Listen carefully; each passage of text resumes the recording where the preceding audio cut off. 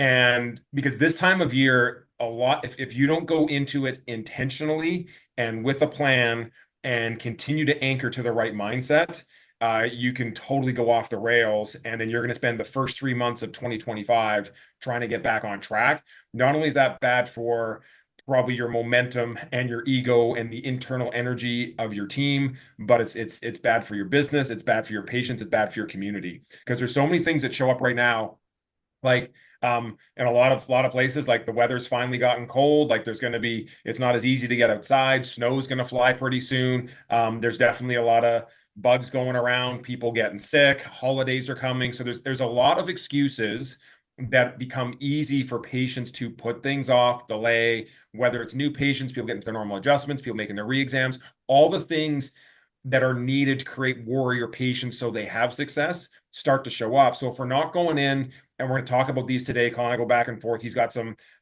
structure to put to this so we can walk through this. But if you don't go in with a plan and with intention, there is some structure, but the mindset, the communication patterns, if you don't go in with this, you're gonna, your patients are gonna suffer, your practice is gonna suffer, and 2025 is gonna start off really tough. And this goes back to just what Colin was talking about. And I'm so glad we got into this in our DC2 training. We were in Toronto together. It goes back to vision. And we started, like, my team training is always on Wednesday in the office. And if, especially for anyone who's been in practice for a while, I would encourage you, because I would say I was neglectful of that and guilty of that, is that the vision's there, but I wouldn't say we necessarily anchor to it a lot. We don't bring it up a lot. We talk about our codes in my office a lot, but from that, in that training, when Colin brought it up, I looked at my team members there and I said, you guys discuss it. They went through and they said they all had different ones. So we've been talking about this. It's been the first 5-10 minutes of training every week, and it's just re-anchoring. And so, like the vision of our office is that 37 million people would be living and sharing the five essentials, so they can truly experience their health potential. And the reason it is that is 37 million is 10% of Canada, North America. Science says you hit 10%, that's a tipping point. That's where things start to happen. And it's not just that the individuals can live it, but they know it and they understand it so well that they can share it with the people around them. If they're in your office right now, but they move to some place where there isn't someone like you, do they know how to take care of themselves? Could they be that person, that anchor, that beacon of light to help others start to get on path? Or if they get somewhere else, would they be so inspired that they could encourage a chiropractor they went to see to get into something like what we do and deliver that power? Because if you're going with that mindset, and that is the mission and the vision of your office, if you're anchoring to that, then, like, missing adjustments just doesn't make sense, and not getting adjustment if you have a cold, like, that just doesn't make sense. It's like you don't walk into holiday season, the beginning of winter, and just mail it in your office. If you're going in with that mindset and you stay anchored to this, and you know it's not just to take care of the individuals, but you want to pour into them so much and have them grasp and understand the big idea that they can share it and they can lead the people around them, then the behaviors become so different. So we did want to get into some of the nuts and bolts of what this looks like. We did want to talk to you guys as to what you have planned and start developing plans around this. Because, like, as I mentioned, the Marco Polo, like, this time of year could either be where the wheels fall off, or this could be where you explode and make huge impact, because this is the time of year when Colin, his office, first went to 1,000. It's a time of year when people are getting forgetful, they're getting distracted, and they start to get off track because we're entering the holidays. So, okay, so I'm going to pre-frame this and I'm going to share with you guys. So now, obviously, having been out of practice for a couple of years, and now obviously with starting different businesses and including our delivering chiropractic with certainty, DC2 business, our goal is to grow. And our goal is to get our message of chiropractic out so our clients can share that message with their community.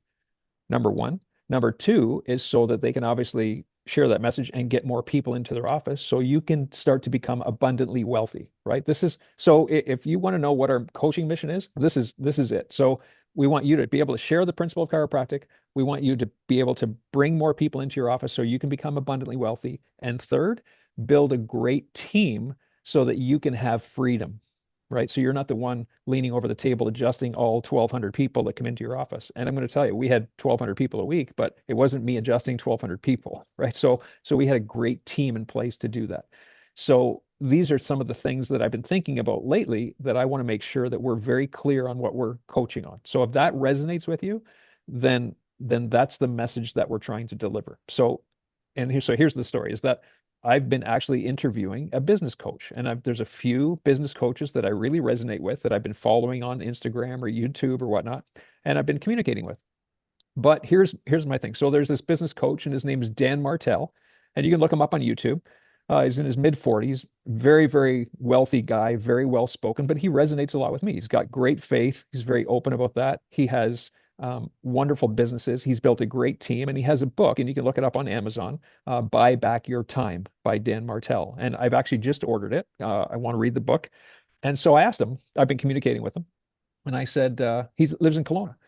So he's a Canadian guy. So I said, "Who's your chiropractor?" And he dodged the question. Then he's asking me a lot of questions about what my goals are and what. And so I'm following. And I said, "Hey, I'm circling back on my question because you never answered it. Who's your chiropractor?" He goes, "Don't have one." So there I go. I mean, you opened up the door here. So I gave him a long paragraph of the principle of chiropractic, right? You want to be financially successful, you want to have a great family, relationships. I said you can't do that if you're subluxated. So I explained the whole thing to him. And I said, I cannot work with a subluxated coach. So I gave him Mark Fulong's name, who works with Brian Biddle in Kelowna. And I said, go see Mark and let me know how it goes. You'll thank me afterwards. That was my communication. And I sent that last night. So, but that's the thing is you get this thing in your mind and it resonates, just it permeates around you. So in thinking about that, I put together some ideas for you guys going into the next couple of months of the year to set yourself up for January with your team and with some specifics that you can use to help to get your systems in place so that you can build your office and grow, right? Not just grow with numbers, but grow as a person, grow as a team, grow financially, be more successful, have better fulfillment. Okay. So I'm going to just share my screen here and give you some of these ideas. Let me just see. Just as you're bringing that up, Colin, just like what Colin just said, like Sigafus used to talk about this, like it's your filters on life. He's like, if you were wearing like red glasses, everything would have a red tinge to it. So you got to understand, like your vision should be in you. You should be revisiting it, the reason it's there, and that becomes the filter you start to see and experience life through. And if it's something that's really core to you, the experiences become so much better, so much deeper, so much more fulfilling, and you start to recognize opportunities and ways you can make a difference. So when you're on your rocking chair at 90, 100 years old, you're looking back and realize you made a difference because you didn't miss those little opportunities because you got the right filters to lead you in the right direction.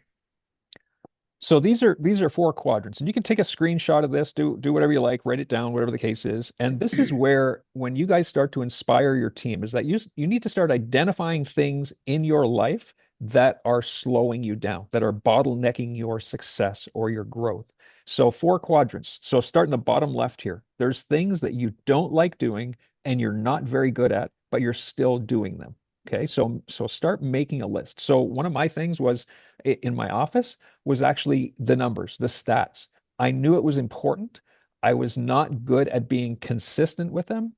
And I knew what I needed to record. I knew the stats I needed to keep, but I wasn't good at myself at, constantly looking at them. So I had the conversation with my team and we actually had a staff member take that over and she was amazing at it. So we had incredibly good stats. And I've told you guys this before, is that she would have this living document. It was all on a clipboard and she would bring it to every huddle, every meeting, so she could tell exactly where every single lead, not just patient, lead was at any stage of their care.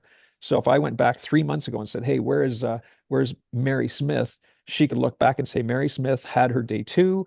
She was called 3 times. She never came in for doctor's report. Exactly what happened to him. So she was good at that. So that was one example. So there's things that I don't like to do, but I'm really good at. Maybe that's adjusting, right? I think I'm a really good adjuster, but I didn't want to adjust, later in my career, I didn't want to adjust, 200 people a day. I just didn't. I didn't want to do that. So what did I do? I started saying, okay, to my associate, you're going to work these certain hours. And I changed my hours down to just morning hours where I would be adjusting. And then the rest of the day I would have for my own personal fitness. I would have time in the evenings for my family. My kids were all into sports. I'd be there for their stuff in the night. So that was another thing. So you come over to the right top quadrant. There's things that I would love to do and I was great at. Awesome. They were the list of things that I wanted to keep in my schedule. So that was something that I would make a list there, and they were things that were a priority for me that I did not delegate to anybody else. And then there were things that I loved doing, but I was not good at. So I would either say, okay, I need to hire a coach for this, I need to get some consulting for this, or I need help putting some systems in place to get better at that so I can do them on a higher level. Okay. So that's the first thing is that I would suggest make that list, spend some time making that list and start delegating the things that you just don't like doing or you need help with. Okay. Secondly, you want to go through a huddle. Okay. So I'm going to say, take a good look at this sheet here. We'll go through it real quickly. Take a good look at the sheet. And this is what we need to start making our huddles really productive. So number one is come in with some energy. So kick off your day, wake up your team, come in with some energy, positive energy, you know, whatever that, bring something positive to the day. Maybe you prepare the night before to bring in some sort of positive energy. Maybe it's a chapter from a book, or maybe it's something you saw in a video, whatever that might be, but you're bringing in something positive to get them thinking, get them inspired. Okay, open up their mind. And then the first thing we do in huddle is talk about yesterday's wins. So we can celebrate what went well yesterday, the day before, whatever the case is. Let's go over that. What went really well? What are your wins? KPIs, which are key performance indicators to cover. So previous day collections, how do we do yesterday? How do we do this week? Total patient visits for yesterday. How are we progressing? So everybody has a good idea of the growth and the statistics of what's happening in our office. Okay. Remember, our office is a business. Our team is helping that business grow. Our team needs to know statistics and be accountable for those statistics. If you're not sharing that with your team, that's part of the problem. So show up percentage. How many people didn't show up for those appointments? And our goal was to keep it as low as possible, and then put the systems in place for those people who didn't show up, so that they could be either contacted in a timely fashion, or how many of them needed to go on the doctor's call list. And then obviously the sign up percentage for care. So our closing rates and whatnot from day twos or day threes, doctor's report the week before, people that were dwindling with their sign ons, or the I want to think about it crowd, or the pay as you go type of crowd, did we finally get them on a care plan? So all those little loose ends. And then today's opportunity. So what's happening today? This is, again, we talk about this in huddle. Identify any special appointments. So is there somebody that's got a birthday? Is there a red flag? Is there somebody come in with some sort of issue or some sort of problem? Do we have any new patients on the books? Are there any type of service add-ons? So in other words, was there somebody that needed a nutritional consult? Was there somebody that we needed to set up extra time for? Did we need to add in an extra progress exam for somebody because we maybe thought that they had a foot out the door, or they said something to the team that made them think that, oh my gosh, they're ready to quit, whatever the case is. We might go over a couple of testimonials, because I mentioned to you guys we had that camera set up 24/7. So yeah, maybe it was a testimonial that came in yesterday that we would play for the whole team at that point, because it was tear jerking, or it was really powerful. And then KPIs to cover. So how many visits do we have today? What are the number of day ones? What are the number of day twos? What are the number of progress reports? So all the special appointments we go over. So everybody on the team knows exactly what's happened and has a good plan going in for today. So we have good communication. So nobody at the front desk is going, oh, I didn't know this was happening. I didn't, so we're all on the same page. And then we align the team. So we look at any potential flow obstacles. Do we have two new patients booked at the same time? How are we going to manage that? Um, do we need any requests for additional help? Is it one of those days where we actually need to call in another team member? And we had team members that were voluntarily on call because they all got the mission. Um, we had some in-office promotions going on. So did we have a special on supplements, or did we have some sort of promotional thing that we were doing? Maybe there was a dinner coming up, or maybe there was a special talk, or whatever the case is. And then some overarching goals, which might have been, okay, what are our big things coming up that we really want to promote? Okay. And then the last thing, I would always try to end with some sort of motivational thing. So maybe that was a little prayer for the team. Maybe it was some sort of inspiration. Maybe it was some sort of uh, re reaction to some medication, or whatever the case is, to get the team inspired and on fire to say, I know why we're here. There is a big why of why we're doing what we're doing. So it might be a funny quote, funny story, whatever the case is, motivational videos. Maybe it was a powerful song or a verse in the song, whatever that was. But it was something to get everybody just to come together. And I'd recommend on that motivational moment, if you have a senior team, then your senior team should be doing it as well. In our office, first 3 months, when you're on the job, you watch and you learn and you see how everyone else does it, but then you're part of it as well. It's the only way you create future leaders. It's the only way you make them feel like they have autonomy and they're truly part of the mission. So I can tell you, what the one, two, three, four, five, six, seven, eight, the 11 shifts in my office, I run two, and it's all divvied up against other people. So if you have some senior team and you've never done it, demo it for a few weeks and let them know that they're how they're going to be doing it as well. If you got new team, give them 3 months to see how it goes and how it operates, and then put them in charge. It's the only way you develop leaders. So here's a big thing is that I would always say, and I think I realized I was fortunate enough to realize this very early in my chiropractic career that our team was a reflection of us. So there was no room for us to complain about a team member. So basically, it was the realization that if we had a team member that wasn't performing, it was my fault. I took full responsibility for it. So we didn't train them well enough. We didn't pour into them well enough. We didn't take them to a seminar. There was something that we did to not have that team member on the same page as us or not performing the way that we wanted them to perform. So we would either spend the extra time, um, pour into them at a higher level, or basically decide that maybe we need to cut ties. So that was, and that didn't happen that often, but it had to happen in some certain circumstances. But we always looked at us first. Where did we fail? So the number one bottleneck is your team. And so I wanted to share this with you guys. And next couple of slides are going to be on this because moving into the end of the year and into next year, I want you guys to pay attention and focus on your team. So is your team supporting that mission statement that we developed at seminar? Is your team support? Are they, first of all, in agreement with that? Do they live it? Not just do they agree with it, but do they live it themselves? And are they supportive in taking your office and your business in that position? So first of all, you have to ask yourself, do you have not enough team members? So if you're stagnant right now, do you have not enough team members, or are your team members not good enough? Okay. And I know I'm not going to name any names here on the line, but you already know the answer to that, many of you. Okay. So here's the next thing is that team members have to be um, income producing assets, not bank draining, excuse me, not bank draining liabilities. They have to be income producing assets. So I'm going to go over a stat with you in just a second, but it's really important to look at your team saying, and honestly, and do this, obviously in your own privacy, but put a value on your team member to say, what is this team member worth to me? And there's actually well, and I'll tell you now. So there's actually a stat that you can figure out. So how many team members you have. So let's just say hypothetically, um, you have 3 team members and you collect 60,000 a month. Okay, just random numbers. Excuse me. And so I use those numbers intentionally. So that would mean each team member has a value of $20,000 in your office. Okay. So does that mean do you either need another team member to get to $80,000 in collections per month, or 2 more team members to get to 100,000, or can those team members be poured into to then increase the value of what you deliver so that 3 team members can bring in 90,000 a month and therefore be each worth 30,000? So this is a really good stat because it really does give you a general idea of how your office is performing based on the number of team members you have. So they need to be income producing assets. The other thing that I want to mention is that think about all the things that you do that your team could take over for you. Let's go back to that first slide that you could delegate to your team.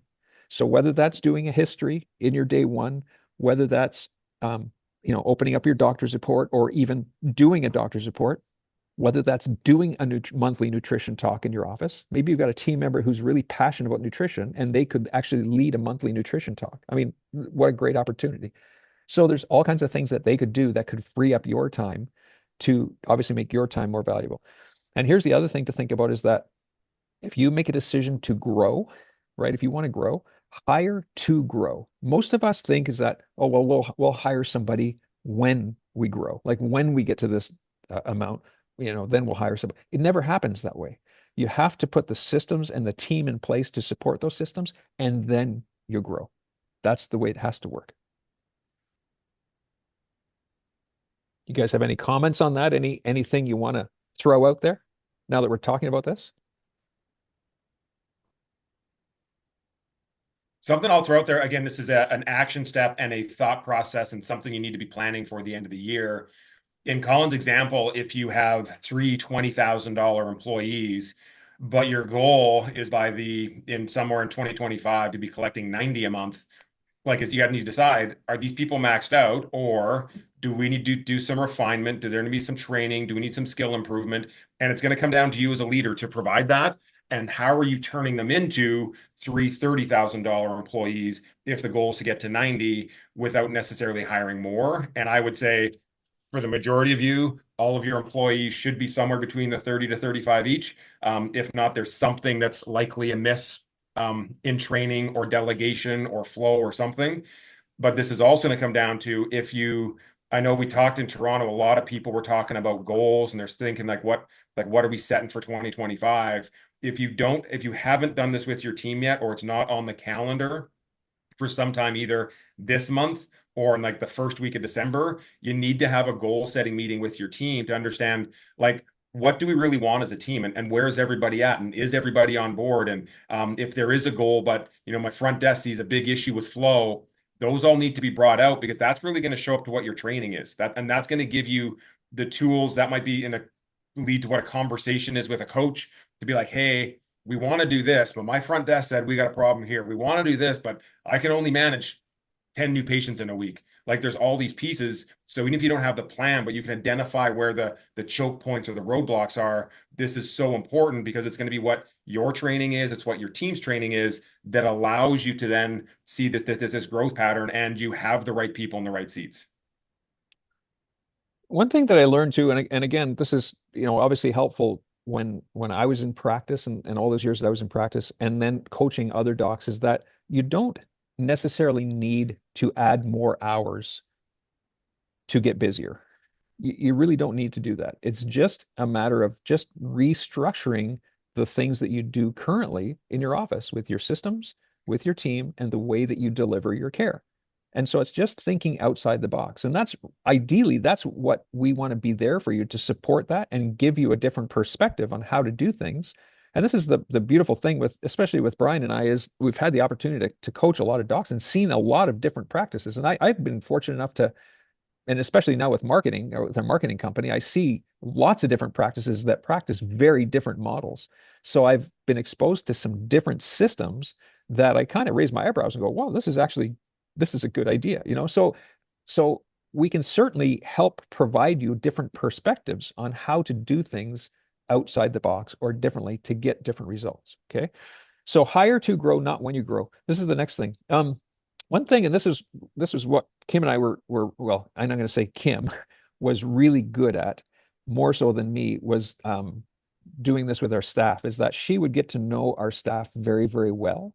And she created really great team relationships because of her compassion and her caring with our team. And so this is and I would again take a screenshot of this. I'll try to make it as big as possible so you guys can get the most of it in there. This is a great thing to pass out to your team and keep one of these for every team member because it just talks about their own personal interests. So it's good because then when you start to know their personal interests, you create a different relationship with your team. And so we would, and I'll tell you, so this is greater, especially around the holiday time. So here's a little tip, and I think this will go a really long way. Random gifting, random acts of kindness, especially around holiday time, go so far. And if you had an idea of what their favorite color was, what their favorite flower, their the top three favorite restaurants or the top three places to get gift cards. So Kim would randomly come into a staff meeting and she would have gone out and bought $25 gift cards specifically for each of those. So we had Diane, who was with us for, well, now she's there for 26 years since she started with us, and she's with Dr. Vince now. Her big thing was Home Depot. She used to love to go to Home Depot with her husband. They would get little things because and there was a time when she was single and she had her home and she would like to, just change things. So Kim would come in with a $25 gift card to Home Depot. Whereas one of the other girls loved Starbucks. So she would come in with a $25 gift card to Starbucks. And it was really, I can't tell you how well received. It was somebody's birthday. She would come in with that specific gift card. So just being cognizant of the values of your team is really, really huge, really huge.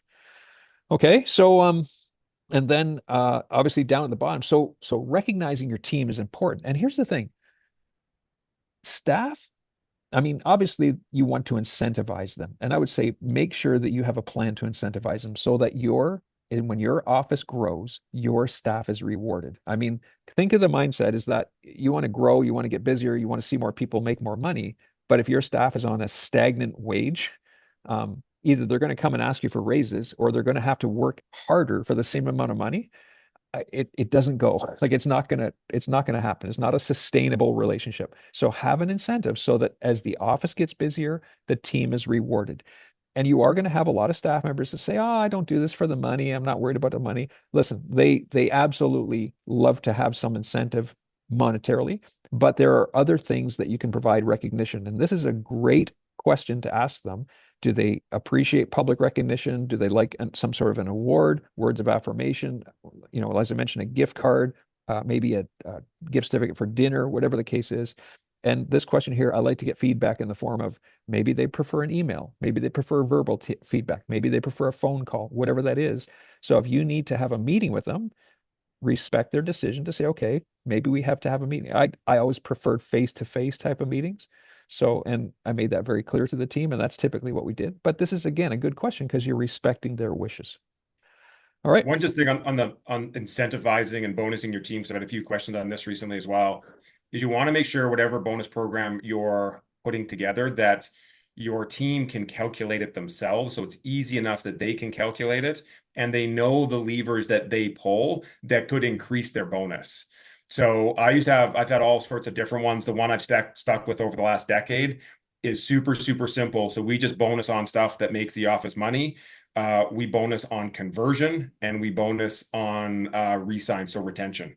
We bonus on those two things. It's a flat rate for someone who signs a care plan, and it's a flat rate for someone who re-signs a care plan. It goes into the pool for the general office team, so they know exactly how they get there. We talk about it in meeting as to where they're at, if it's going up or going down, what has to change, why it's there. But they all know it and they can all see it, and it's on our logs.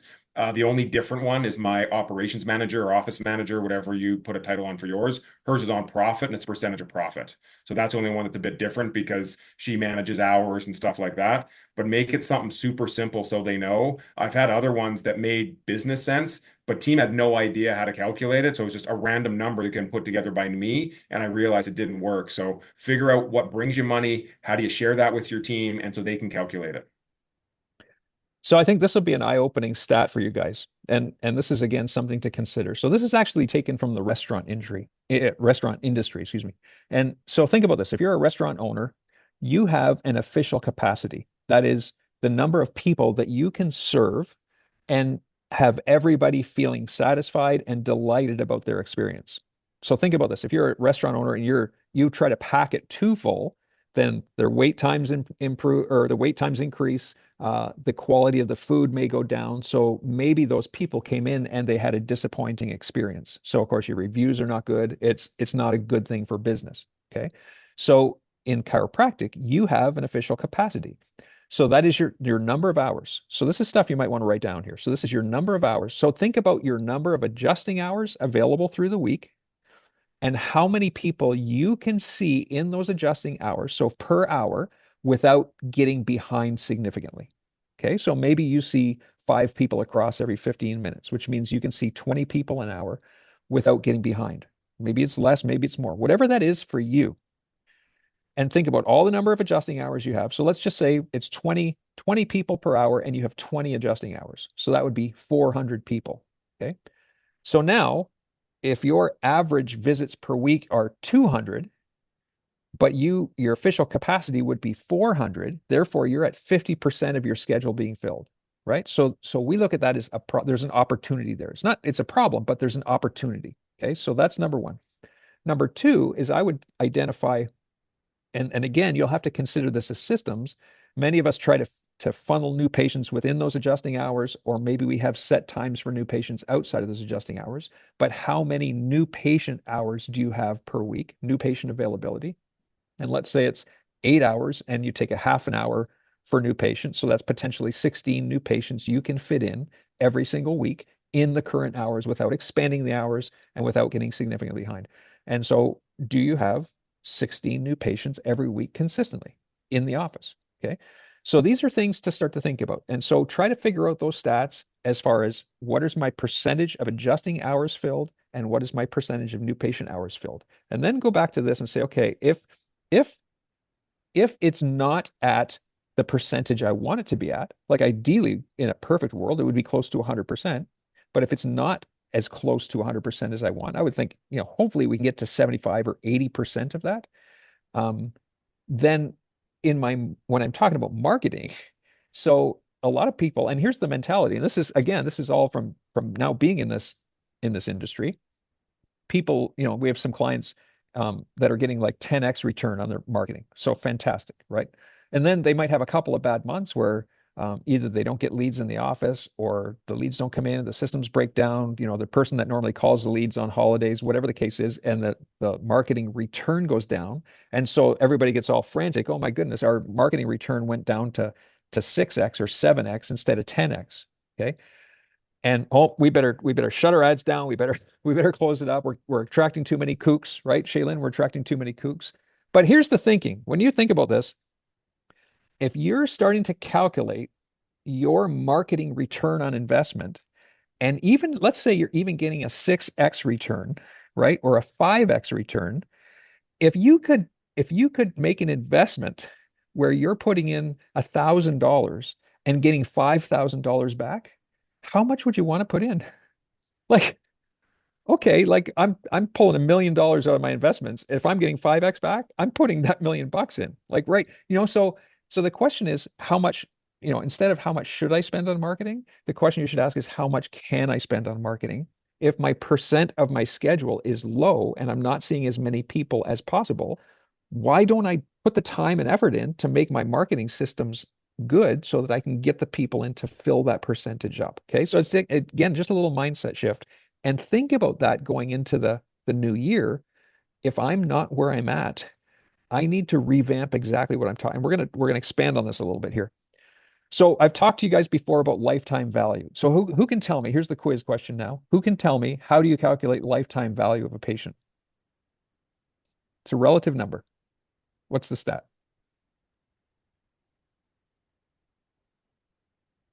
Come on. Somebody's got to remember it. Collections divided by new patients. Exactly. Okay. So it's a relative number. So I would say if you're not keeping this stat, get a team member to keep this stat every single month. You just take your total monthly collections and you divide it by the new patients that you had in the office every single month. Okay. And it's a relative number, but here's a couple of things, and we're going to talk about this a little bit, is this is a stat that tells you how well your systems are, how good your systems are performing. Okay. So let's just say you have 30 new patients in the door every month. Okay. And let's just say your collections are 60,000 a month. Okay. So that would mean the relative lifetime value of a patient is $2,000. Right? Does that make sense? Okay. So how do we get that up? How do we increase the lifetime value? So throw out some ideas here.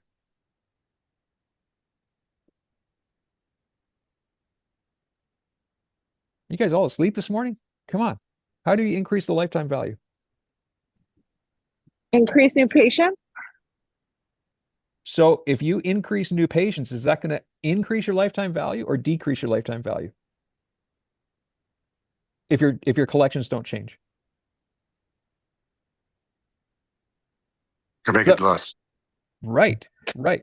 So just increasing new patients is not necessarily going to increase the lifetime value per patient, right? Because you're increasing the denominator of that equation, right? If that makes Yeah, sense.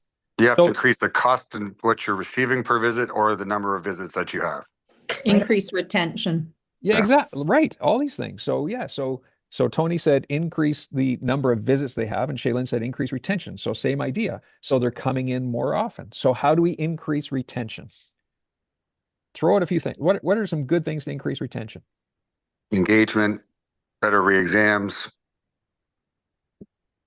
Yep. Patient education, Yep. schedules of care. All this stuff. All of it. Absolutely. Okay. And So the other amount is how much you collect per visit.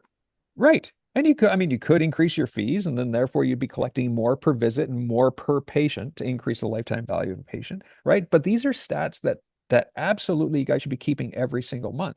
Okay. Now, let's take that a step further and say, okay, if my lifetime value, hypothetically, let's say it's $1,000 per patient. And I think I told you guys before that that would be a decent benchmark. Okay. So if you're collecting $50,000, or if you're collecting, let's say $30,000 a month, and you're averaging 30 new patients a month, that would on average be $1,000 lifetime value. That would be, I would say, the basement minimum, right? If it's less than that, so let's just say hypothetically you're getting 80 new patients a month, but you're only collecting $40,000 per month. That's a 500 lifetime value. Then the systems are not in place to convert those people, to retain those people, and obviously keep them around for chiropractic care. So that's again something to think about. Okay. So figure out that lifetime value. And again, that can look back to your stats to say, okay, team, what do we need to do to increase this lifetime value? Okay. Does that make sense?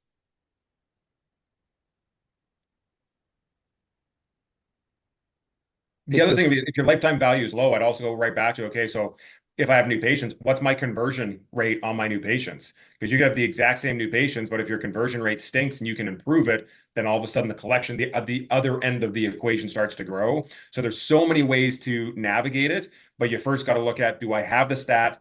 Do I like the stat? Do I want to make the stat bigger? And then there's lots of ways to coach through it, both with a doc coach and also with your teams. Huge, huge stuff. Okay. So now we'll take it a step further and say, okay, what is our profit margin, right? So on average, when we calculate cost for team, when our total wages and salaries and whatnot and bonuses, our cost for our lease, and our essentials to run our practice, our expenses to run our practice before we pay ourselves, ideally in most offices is going to be somewhere around the 50% mark. So it means our profit margin is 50%. So let's just think about this for a second. If I'm collecting 50,000 a month, but my expenses are 25,000 a month, that's a 50% profit margin. Okay. But let's say I want to grow my practice. And would it be better for me to add maybe one or two more staff members to obviously increase the wages? But that's going to give me the opportunity to change my systems, obviously put things in place and grow our collections to 100,000 a month. But now our profit margin is now, let's call it 60%, right? So our profit or let's say profit margin is 40%, our expenses are 60%, right? Hope you're following along with me. So let's just say our expenses are 60,000, but our collections are 100,000. Whereas before my collections were 50,000, but my expenses were 25,000. So that's a 50% profit margin. And now I only have a 40% profit margin, but I'm still collecting more profits now at 100,000 collections and 60,000 expenses than I was at 50,000 with a 50% profit margin. Does that make sense? I hope I'm explaining that clearly, right? So that goes back to my slide to say is think about where you want to go, put the people in place to get there. It might cost you more in the early stages, but if it can get you to the point where you're collecting that much more, even if your profit margin decreases, your total profits start to increase. Okay. I hope I've explained that properly. Does that make sense? Anybody have any questions about that? Any comments about that one? Okay.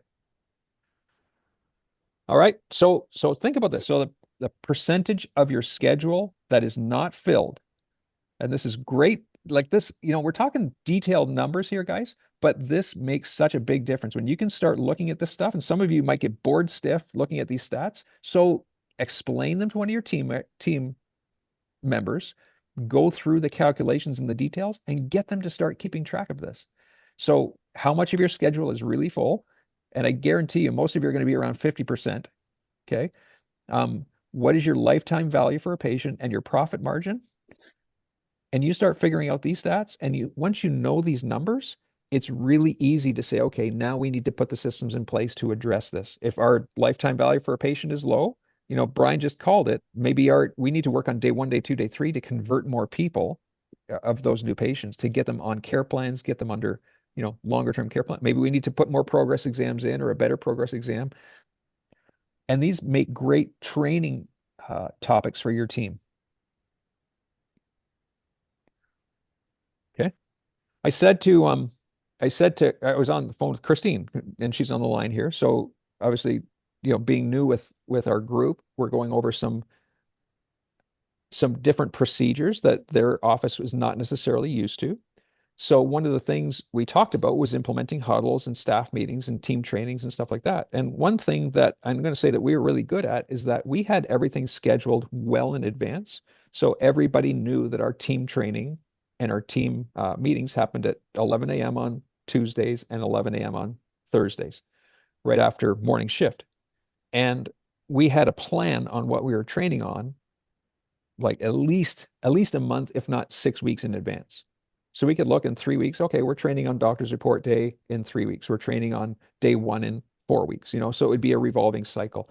And so, but that was really, really well structured out. So everybody knew. And so we would all come prepared for that day. They would either bring their scripts or we would bring some sort of a plan. We would know we would be role playing on that day well in advance. So I would say knowing these stats help you then to reverse engineer it so that you can make your training plan to say, okay, these are areas of weakness in my practice. These are areas we need to train on so we can get better at, and let's structure them out in advance.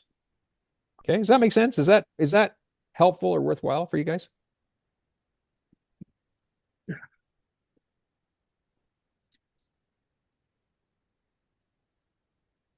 Any thoughts, comments, questions?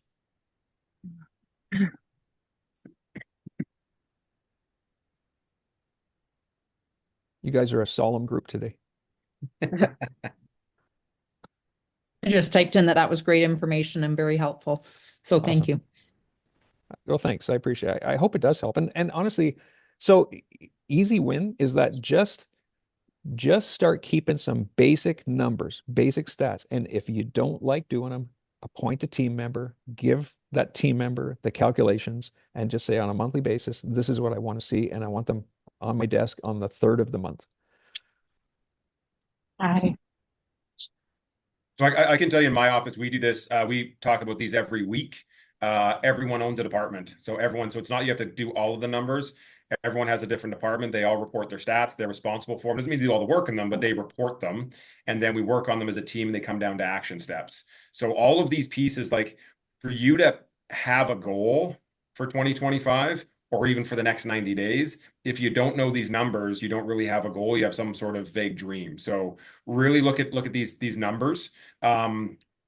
And it'll help you then start to set things forward. You'll understand where the work needs to be done, where the focus needs to be. Ask your team for input where they feel, some of the flow issues or challenges might be, or where they might be nervous. The other piece is then just into the end of the year, just some real simple blocking and tackling stuff to make sure that you stay on track, your team stays on track. Like Colin said, schedule out your trainings, what you're training on. Big thing is I was going up in volume while trying to spend less time in the office is I got really serious about team meeting and team training. So I put a lot more time preparing for them. I didn't just show up and wing it. I would spend time prepared to then do that. The other thing, super friendly. Yeah, it's really good. the other thing, Good boys. Good boy. Good boy. Oh, sorry. I'm doing well.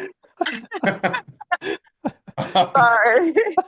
But the other piece with them, so you're going to plan out your training, but do simple things like put on a calendar as to if the office is going to be closed for any days, or if it's just the stats when the office is closed, and that becomes a conversation piece for if patients are going to be away, so they can start booking around the holidays. So ours went out last week. Our Christmas and the clinic stuff happens next week. I create some excitement. Justine posted a bunch of pictures to the chat, some holiday baskets and how you enter to win and all these things, create some excitement in the office. And the other thing you should be talking about, there should be videos playing on your TVs. Your team should be talking about how to make sure you're getting your adjustments to boost your immune system. These are the big things that take people off track this time of year. It's other distractions. So if something exciting in your office, it's they forgot they're going away, their schedules get tight. So you make sure you're planning ahead the conversations there. And then people get sick and don't think they can come if they realize they should really be coming for extra, it changes everything. Awesome. Anything else? You guys have any other thoughts or questions with regard to anything we talked about? I have a question. I just want to know, I know I talked to you about this, Colin, with like you're fully transparent with the collections and I feel a little uncomfortable with that. So I wanted to know, like for me to just be like, here are the collections, I want to hit this, them knowing what I'm making. I don't know how I feel about that. Can I But ask you one question, Amr? What yeah, what operating system do you use in the office? Atlas. Does any of your staff have access to Atlas? Yeah, but I limited like the date range for like the collections. I limited that to where I'm the only one that can see the monthly collections. Otherwise you see day to day. Okay. Can I Yeah. tell you that your team thinks whatever you collect is 100% profit? Yes, Really? absolutely. Yeah. They 100% do. And I guess let's not be naive here. They have an idea. They know. Yeah. They were born during the day, but it wasn't yesterday.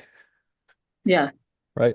So, No, so I can tell you, like, I'm incredibly transparent. So we talk about exactly what our collections are. I also talk to them about what the expenses are. Now, I have I have a base salary in mind. I do put 150K as a base salary in for mine, but I'm like, we talk, and so it's like we know that this is what we collect. This is what the expenses are. So if we don't beat this, like we don't make money. And if you guys want to add anything to the office, if you guys want to do more for patients, if you guys want to get paid more, that gap needs to change. Otherwise, there is no money to do it. Yeah. and I would Okay. say so if I mean for you to feel that way, perhaps the structure of compensation that your team is on is out of balance. Mhm. So I think if your compensation structure was in balance and you felt a generosity that they were getting compensated relative to the value that they brought, Mhm. then you probably wouldn't feel that way. You'd want to say, okay, hey, if this is a win-win and we're all going to benefit from our office growing, hey, we got to 100 grand this month. Fantastic. Everybody's high-fiving, Yeah. right? I can tell you, So Amber, my team's known exactly what our collections are for the last 15 years. I thought the same thing, but I'm like, they know. They know how much we're collecting. And they at one point they thought it was all profits. When I started explaining this is what our expenses are, they're like, oh, it's a different conversation. do you guys, Yeah. so can you guys does anybody feel the same way that Dr. Ummer does?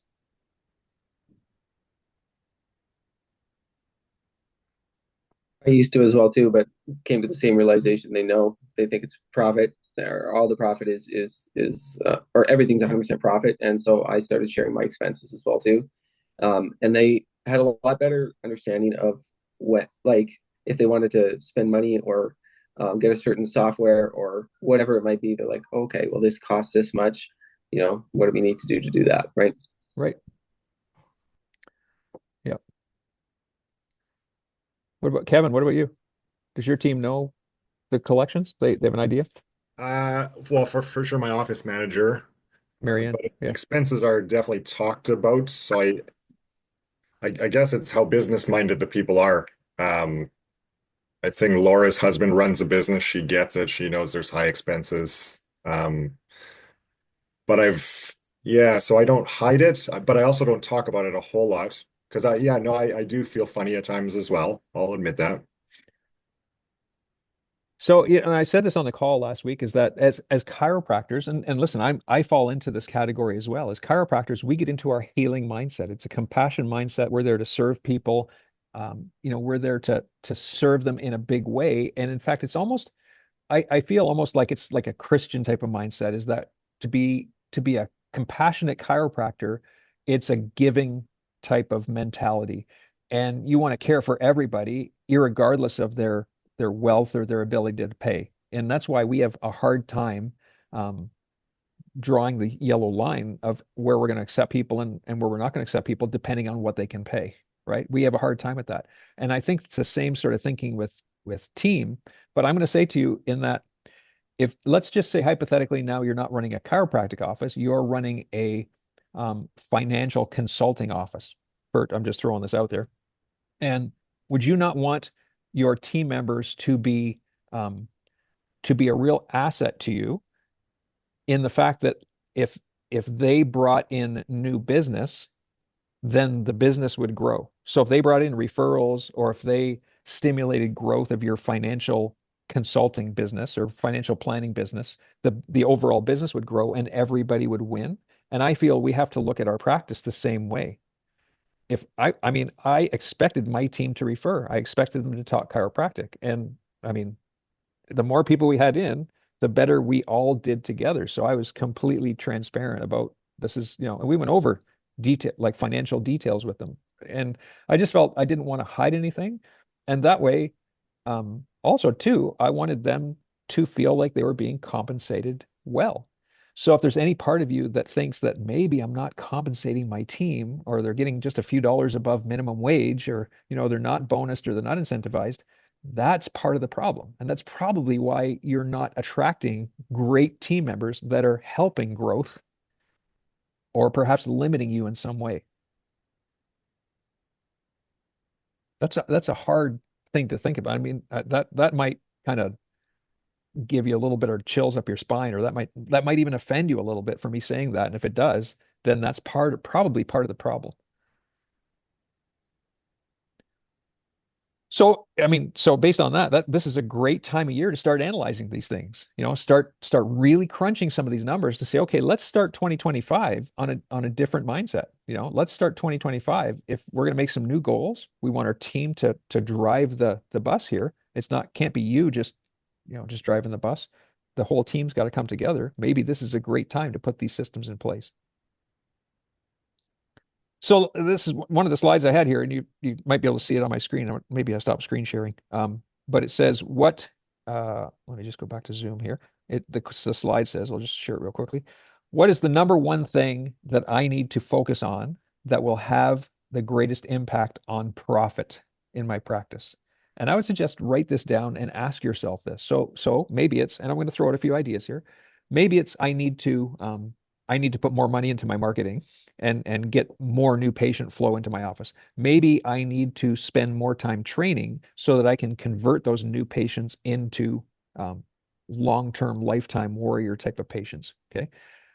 Maybe I need to redo my care plans. Maybe I need to start charging for home care. Maybe I need to put in some retention strategies or some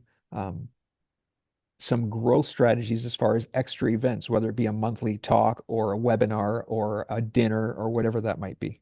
Okay. So ask yourself this moving into the next year, what things can I think about now that are going to have a huge impact on my profit? And going back to some of the stats we talked about, your percent of schedule filled, if your official capacity is 20 people per hour, what do you need to do to make that 25 or 30 people per hour? Maybe you need to start adjusting less segments. Maybe you need to refine your table talk or start not talking at all during that time. I mean, have you ever tried that? That is a really tough exercise to do. And I'm telling you this from experience. We actually had this exercise with the team. Dr. Collins trying something new. He's trying to be very focused with his adjustments today. He's not going to say anything. So they would pre-frame the people coming in. He's not going to say anything to you when you're on the table. He'd like you just to lie down. He wants to be incredibly focused on what he's doing and what he's feeling, and let us know how you feel after your adjustment. And I guarantee you, every single person that came out that day, and I would say bar none, said, wow, it was a unique experience. There was like an energy, there was a presence. So I would go in and I would not even say hello. I would walk into the adjusting area, put my hands on them, not say anything, adjust them, tap them, and walk out of the room. That was it. So some of you might feel very uncomfortable trying to do that, but I'm going to say, try these things, because this is what expands your growth. It expands your mind. There was a time where I was adjusting 5, 6, sometimes 7 segments on people. And I remember it was Ben Lerner telling me, just start adjusting less. And so I went down I started at maximum 4 adjustments, and I went down to 3 adjustments. And wow, did that ever speed up my adjusting times.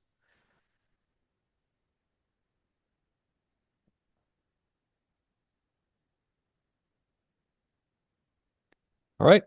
Last thing, if you improve 1% better each day, you'll be 37 times better in 365 days. 37 times better, just 1%.